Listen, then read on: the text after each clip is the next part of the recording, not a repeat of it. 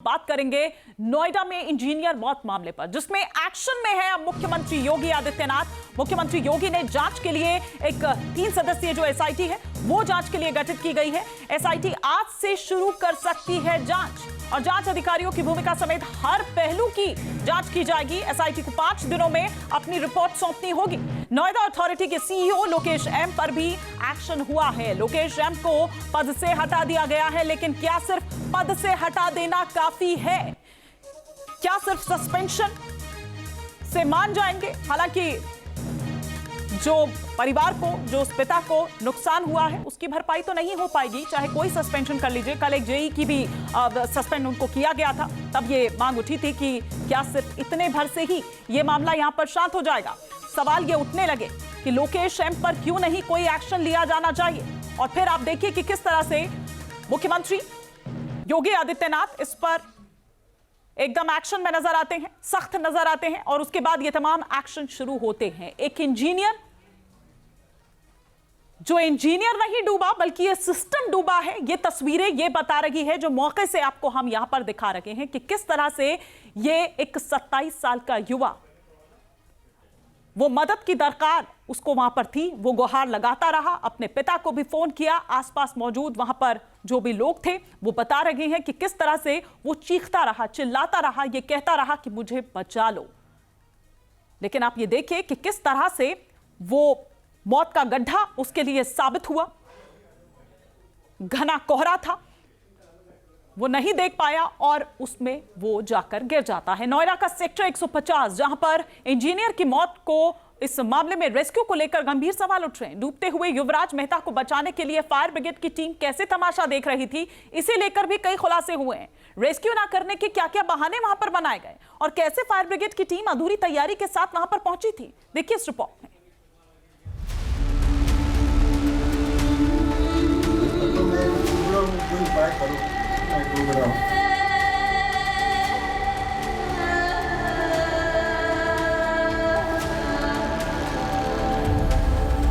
लगातार वो बीच बीच में हर 15-20 मिनट पर इंटरवल पर बोला था, पापा बचा लो आप। ये बोला था तो मैं पागल होता जा रहा था धीरे धीरे।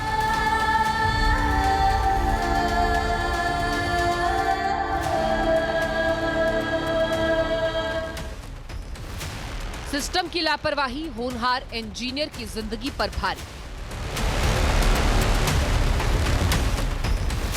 फायर ब्रिगेड का तमाशबीन रवैया, पिता की आंखों के सामने जवान बेटा डूब गया। ठंड ने रेस्क्यू टीम को डराया। 27 साल के इंजीनियर को पानी ने नहीं, सिस्टम की नाकामी ने डुबाया। जनवरी की सर्द रात, कोहरे की चादर और बेसमेंट के लिए खोदे गए गड्ढे में गिरी कार। नोएडा के सेक्टर 150 की यह घटना दिल दहला देने वाली है। 27 साल के इंजीनियर युवराज मेहता कार समेत इस गहरे गड्ढे में जा गिरे। हादसा करीब 12:02 पर हुआ।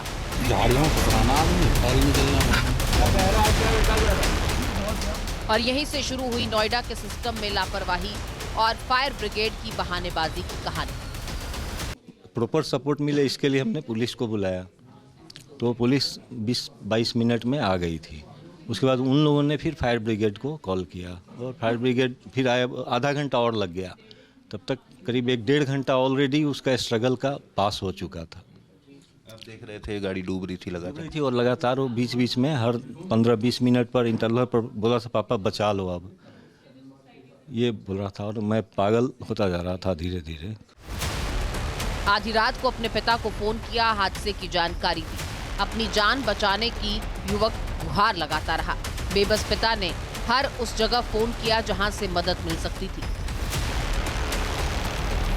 मगर पूरा सिस्टम कभी एसओपी का हवाला देता रहा तो कभी नए नए बहाने। फायर ब्रिगेड की टीम को हादसे वाली जगह तक पहुंचने में 50 मिनट लग गए।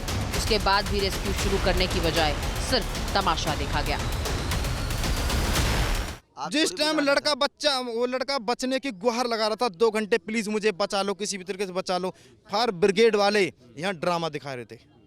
ड्रामा दिखा रहे थे यहाँ पर कि ठंडा पानी है, इसके अंदर सरिया है, हम नहीं जाएंगे। नाव पे बैठ के हाथ मार रहे हैं, बस क्या मतलब है? जब सेफ्टी जैकेट है तुम्हारे पास और तुम ऐसी आपदाओं से लड़ने के लिए रेडी किए गए हो, तो तुम क्यों ठंडे पानी से डर गए तुम? इस घटना की टाइमलाइन को देखकर ही समझा जा सकता है कि कोई भी हादसा होने पर सिस्टम कैसे शून्य हो जाता है। बेसमेंट में गिरते ही युवराज मेहता ने 3 मिनट में अपने पिता को फोन किया। वो कुछ ही देर में वहां पहुंचे। 2 घंटे तक अपने बेटे को बचाने के लिए हर मोर्चे पर जंग लड़ते रहे, लेकिन जिनसे उम्मीद थी वो तो रेस्क्यू के लिए ही तैयार नहीं थे। एक रस्सा था छोटा सा, वो बार बार फेंकते थे, उस तक पहुंचता नहीं था। अब सोचिए रस्सा आपका 5 फीट 10 फीट का है, वो कहाँ पहुंचेगा उस तक? और उसके बावजूद फायर वाले आए, उनके पास कोई सेफ्टी के कोई इंतजाम नहीं थे। वो अंदर कूद के बच्चे को बचा सकते थे। अंदर जाने कोई कह रहा पानी ठंडा है, जो मैंने सुना है। लाइफ प्रोटेक्शन जैकेट भी किसी ने नहीं दी। किसी ने पहन रखी थी, किसी ने नहीं, ना पुलिस वालों के पास थी ना फायर वालों के पास थी। और आपस में एक दूसरे को ब्लेम कर रहे हैं कि यहाँ ये होना चाहिए था, वहाँ वो होना चाहिए था, पर क्या हुआ किसने? फायर ब्रिगेड की टीम जब साइड में खड़े होकर बहाने बना रही थी, मुनिंदर नाम के डिलीवरी बॉय ने अपनी जान की बाजी लगाकर युवराज को बचाने की कोशिश की। कमर में रस्सी बांधी और वो पानी में उतर गया, मगर ऐसी हिम्मत रेस्क्यू करने पहुंची टीम में से कोई भी नहीं कर पाया। शासन जो वहाँ खड़ा था, मैंने उनसे इजाज़त मांगी थी कि सर मैं जा सकता हूँ क्या? बोले आप पे तैरना आता है? नो हम का सर आता है, नो जा सकते हैं, कंफर्म तैरना आता है? हाँ जी, तो ठीक है, तो आप जा सकते हैं। मैंने सर रस्सा बांधा, सेफ्टी जैकेट पहन के मैं सीधा चला गया 50-60 मीटर। वहाँ मैं इतना अंदर चला गया था कि यहाँ पे जो लोग खड़े थे वो मुझे नहीं दिख रहे थे। वो बस मुझे टॉर्च के इशारे से बता रहे थे कि तुम्हें इधर चलना है, इधर चलना है, इधर देखो, इधर देखो। पूरे तालाब में घूमा था मैं, 100 मीटर की रस्सी नहीं मिल पाया, बहुत देर हो गई। मुझसे 5 से 7 मिनट पहले डूब गया था, लेकिन मुझसे पहले 100 प्लस लोग यहाँ पे थे जो उसे आसानी से बचा सकते थे। ये सवाल खड़ा करता है सभी पर, 100% मानवता पर भी। जी, मैं तो एक मिडिल क्लास बंदा होकर मैं रात को 2 बजे इस पानी में घूम गया, जबकि मेरी पर्सनल कोई ट्रेनिंग नहीं थी, कुछ नहीं थी। मुनिंदर भले ही उसे बचा न पाए, लेकिन उन्होंने सिस्टम को तो आईना दिखा ही दिया। फायर ब्रिगेड और दूसरी रेस्क्यू टीमों के लोग जब बहानेबाजी कर रहे थे, तब मुनिंदर ही थे जिन्होंने हिम्मत दिखाई। सवाल अब यह है कि फायर ब्रिगेड की टीम आधी अधूरी तैयारी के साथ क्यों पहुंची? ऐसी क्रेन क्यों लाई गई जो सिर्फ 40 मीटर तक पहुंच सकती थी? क्या फायर ब्रिगेड सिर्फ आग बुझाने के लिए है, जिंदगी बचाने के लिए नहीं? अगर पानी में सरिया था तो कोई रस्सी के सहारे क्यों नहीं उतरा? पानी ठंडा था तो टीमें ट्रेनिंग किस चीज के लिए लेती? मौके पर किसी गोताखोर को क्यों नहीं बुलाया गया? फायर ब्रिगेड भी आई लेकिन वो पानी में नहीं गए, क्या बोल रहे थे? वो लोग उसमें गया ही नहीं। वो लोग थोड़ा सा टच करता था और रस्सी थोड़ा फेंकता था। रस्सी पूरा प्रॉपर जगह तो जाती नहीं थी, फिर वो खींच लेते थे और स्टैंड स्टिल वहीं पर हो जाते थे। कोई दूसरा उपाय उनके पास? मैंने पूछा कि स्विमर या डाइवर कोई है जो जाके कम से कम उसको रस्सी दे सके तो अपने लाइफ को बचा सकता। तो ये इनके पास नहीं। बोला कि नहीं, कोई स्विमिंग नहीं आता। लड़का 12 बजे का गिरा हुआ था, मैं 1:35 पे आया था। 1.5 घंटे लड़का जीवित रहा है खूब, 1.5 से पौने 2 घंटे। जीवित देखा था? नहीं, मैंने नहीं देखा, मुझसे 5 से 7 मिनट पहले लड़का डूबा है। 1:35-40 में यहाँ आया था। मैं बोला कि यार अंदर क्यों नहीं जा रहे हैं, क्या दिक्कत है? वो बोले थे कि बेसमेंट इसमें सरिया है, ठंडा पानी है, बहुत सारी चीज़ें हैं। जब सिस्टम में जो लोग हैं वो उसके हिसाब से तैयार किए गए, तो ठंडे और गर्म क्या क्या देखना। रॉड गिर के पहले तुम्हें गर्म पानी करके दें, फिर आदमी को बचाने जाओगे तुम। फायर ब्रिगेड का ऐसा हाल बताता है कि ये दावे सिर्फ कागजों तक सीमित हैं। जमीन पर जब काम करने की बारी आती है तो सब हवा हवाई हो जाता है। इस पूरे मामले पर फायर ब्रिगेड की चुप्पी भी कई सवाल खड़े कर रही है। नोएडा और ग्रेटर नोएडा में दमकल कर्मियां जो भी मौजूद थे मौके पर, उनके द्वारा उसको नहीं बचाया जा सका। जिन क्षमता की गाड़ियां या इक्विपमेंट्स थे वो नहीं होने की बात सामने आ रही है। और दूसरी तरफ दमकल विभाग पर डिलीवरी बॉय और मृतक का पिता दोनों गंभीर आरोप लगा रहे हैं। दोनों के द्वारा कहा गया है कि अगर समय रहते रेस्क्यू किया जाता, दमकल कर्मी पानी के अंदर उतरते तो शायद उस इंजीनियर को बचाया जा सकता था। सवाल ये भी खड़ा हो रहा है कि जब एक डिलीवरी बॉय बिना किसी संसाधन के पानी के अंदर कूद सकता है तो दमकल कर्मी पानी के अंदर जाने से क्यों हिचक रहे थे? क्यों ऐसी बात सामने आ रही है कि पानी को ठंडा बताया गया? क्यों ऐसी बात सामने आ रही है कि अंदर सरिया होने की वजह से बोट को पानी के अंदर नहीं उतारा गया? फिलहाल इस पूरे मामले को लेकर जो सेक्टर 150 है उसके निवासी रेस्क्यू ऑपरेशन के दौरान इंजीनियर को नहीं बचाए जाने के पीछे दमकल कर्मियों की भी असफलता मान 2 घंटे तक जिंदगी से जद्दोजहद करने के बाद युवराज मेहता की मौत हो गई। ये मौत एक इंजीनियर की नहीं बल्कि इस पूरे सिस्टम की है जो आधुनिकता का ढोल तो पीटता है, मगर सच्चाई ये है कि उसके पास रेस्क्यू ऑपरेशन तक चलाने के लिए बुनियादी सुविधाएं हैं। पिताजी ने ये क्लियर बोला कि जो मेरे बेटे को बचाएगा मुंह मांगी मैं इनाम दूंगा उसे, लेकिन कोई भी जो तैराक कोई भी इसमें नहीं घुसा, कोई नहीं कूदा। एनडीआर की टीम भी इसमें नहीं घुसी उस समय। बिल्कुल, एनडीआरएफ की टीम आने के बाद भी नहीं घुसी। यहाँ मौके पर थी, आ चुकी थी उस टाइम। तो एनडीआरएफ की टीम भी मौके पर आ चुकी थी, लेकिन किसी ने कूदने की जहमत नहीं उठाई और बाद में जब उसको निकाला गया तब तक बहुत देर हो गई थी, क्योंकि इसकी जो गहराई है तकरीबन 20 फीट गहराई इसकी बताई गई है। लेकिन युवराज मेहता को जब इसमें से निकाला गया और हॉस्पिटल ले जाया गया तब तक बहुत देर हो चुकी थी। युवराज मेहता मौत की नींद सो चुका था। तो ये रिपोर्ट आपने देखी और अब हमारे साथ वो शख्स इस वक्त मौजूद हैं जिन्होंने युवराज मेहता को बचाने की कोशिश की। मोनिंदर उनका नाम है। और मोनिंदर जी, मैं आपसे सबसे पहले तो यही समझना चाहूंगी कि क्या एग्जैक्टली हुआ था उस रात और कितने बजे का वक्त रहा होगा?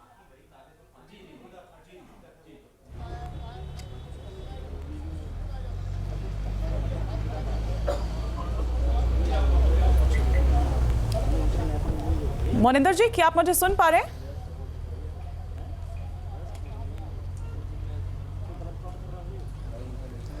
मैम मैं सुन पा रहा हूँ बट आवाज़ बहुत ही स्लो आ रही है। मैं कोशिश करूंगी कि इसको फिक्स करवाऊं, लेकिन अगर आप सुन पा रहे हैं मोनिंदर जी तो हम ये जानना चाहेंगे कि एग्जैक्टली उस रात हुआ क्या था।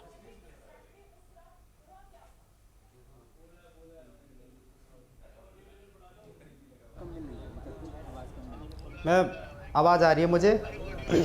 अगर आप मेरा सवाल नहीं सुन पाए तो मैं दोबारा अपना सवाल दोहरा देती हूं कि मोनिंदर जी उस रात हुआ क्या था जब ये वाकया हुआ, ये हादसा हुआ?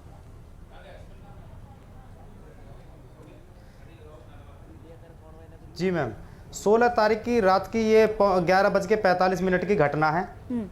ज़्यादा धुंध होने के कारण वो भाई उस सामने मोड़ पे जो तालाब था उसमें जा गिरा था। गिरने के बाद 1.5-2 घंटे भाई वो गाड़ी पे बैठकर अपनी मदद की गुहार लगाता रहा कि प्लीज़ मुझे बचा लो। गाड़ी ना तो 2 घंटे तक गाड़ी डूबी थी ना वो लड़का डूबा था। मौके पर सब चीज़ आ गई थी, पुलिस प्रशासन भी आ गया था, फायर ब्रिगेड वाले भी आ गए थे, उनके पास सारे संसाधन थे। अगर वो चाहते तो उस लड़के को मौके से बड़े प्यार के साथ बचा सकते थे, लेकिन वो बेसमेंट खुदा हुआ था। उसमें कुछ लोगों ने बोल दिया था कि इसके अंदर सरिया हैं, अंदर नहीं जाएंगे, अंदर जाएंगे तो उनको बहुत ही ज़्यादा दिक्कत हो जाएगी। जो जाएंगे बचाने वो खुद उल्टे उसी में फंस जाएंगे। कितनी देर फायर ब्रिगेड वालों के जो लफ्ज़ थे उस टाइम वो बोल रहे थे कि अंदर जब बहुत ज़्यादा अंधेरा है। कितनी देर में पहुंच गई थी एसडीआरएफ की टीम या जो ये रेस्क्यू टीम थी वहां पर?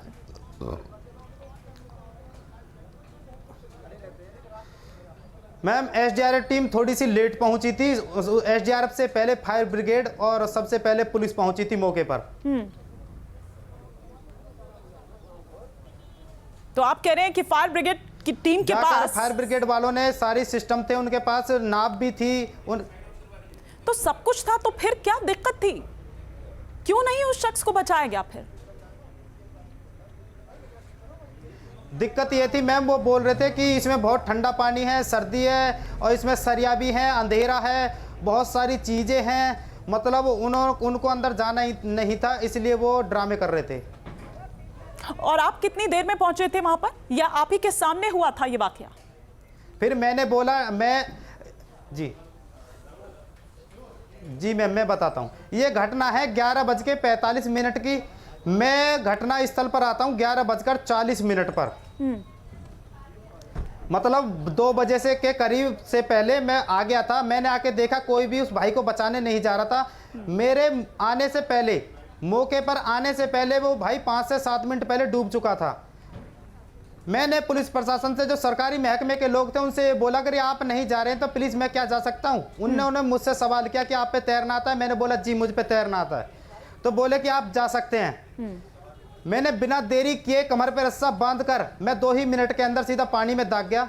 ना मैंने सरिया देखा, मैंने ठंड देखी, ना कुछ नहीं देखा। मैंने 30 से 40 मिनट मैंने भाई को सर्च किया। मैं कम से कम 50 मीटर अंदर गया था उस भाई को ढूंढते हुए।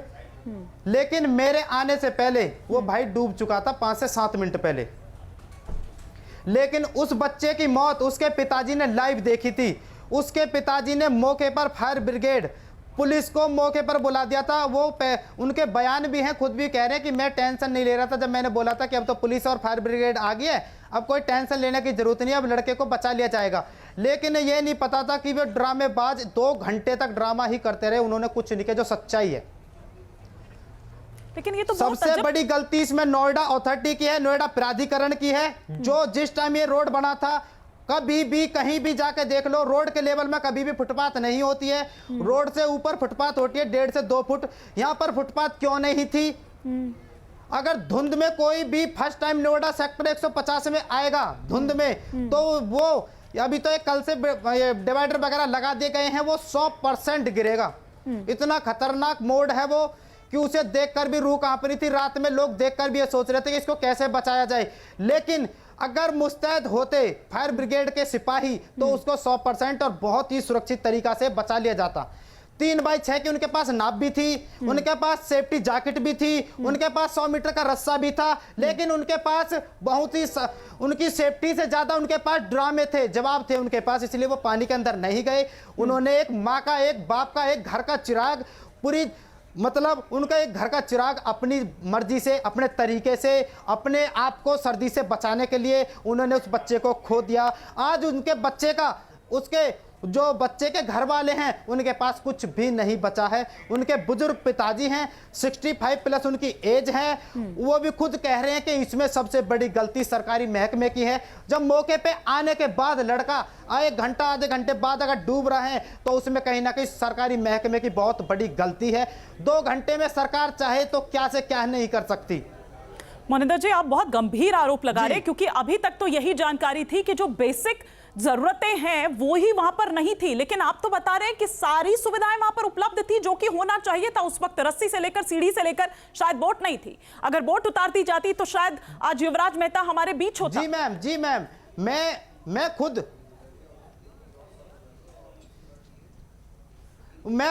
खुद उनकी फायर ब्रिगेड वालों की सेफ्टी जैकेट पहन के मैं खुद अंदर गया था। मैंने खुद सेफ्टी जैकेट पहनी हुई थी, मैंने खुद रस्सा बांधा हुआ था, सारी चीजें थी। जो इंसान जिस चीज के लिए पर्सनली ट्रेंड किया गया हो और वही इंसान मौके पर आकर ये बोलते कि मैं ये नहीं कर सकता, तो किस बात का ट्रेंड है मैम? वो किस लिए ट्रेंड किए गए हैं, क्यों सरकारी महकमे में है? सबसे बड़ा सवाल ये है। ठीक बात है, जब वो पर्सनली उस चीज के लिए तैयार किए गए तो वहां यहां आकर ठंडे पानी से क्यों डरे, अंधेरे से क्यों डरे? ये सबसे बड़ा सवाल है। लेकिन ये मानवता को शर्मसार करती है। मैं नहीं डरा। एक बार कूदने के बाद ना तो मुझे सर्दी लगी, 30 से 40 मिनट मैंने भाई को सर्च मारा, सर्च के अंदर जाकर, ना मुझे सर्दी लगी। मुझे टर्च का ऑपरेशन इशारा दे के बोला जा रहा था कि आप लेफ्ट जाइए, आप राइट जाइए, आप स्ट्रेट जाइए, सामने जाइए, ऐसे से बोला था। मैं उनसे फिर 30 से 40 मिनट उस भाई को खोजने के बाद मैंने उनसे ये बोला था कि जी मुझे और घुमा लो, इसके अंदर कोई दिक्कत नहीं है। लेकिन लड़का और गाड़ी दोनों पानी के अंदर डूब चुके हैं। आप बता रहे 11:45 पर मोनिंदर जी, ये कोई इंसान ये हादसा होता है 30 मीटर के अंदर है। हाँ। इंसान वहां तक नहीं पहुंच सकता। ये तो हाँ। बहुत बड़े सवाल है जी। नहीं, बिल्कुल आप ठीक कह रहे हैं, और ये सवाल बिल्कुल उठना लाजमी है, और ये सिस्टम पर सवाल उठते हैं। आज ये युवराज मेहता नहीं डूबा है, बल्कि ये सिस्टम डूबा है, और ये बता रहा है कि ये किस तरह से उनकी नाकामी है और किस तरह से वो एकदम हाथ पर हाथ धरे बैठे रहे, इतनी शिकायतों के बाद भी, इतनी चिट्ठियों के बाद भी।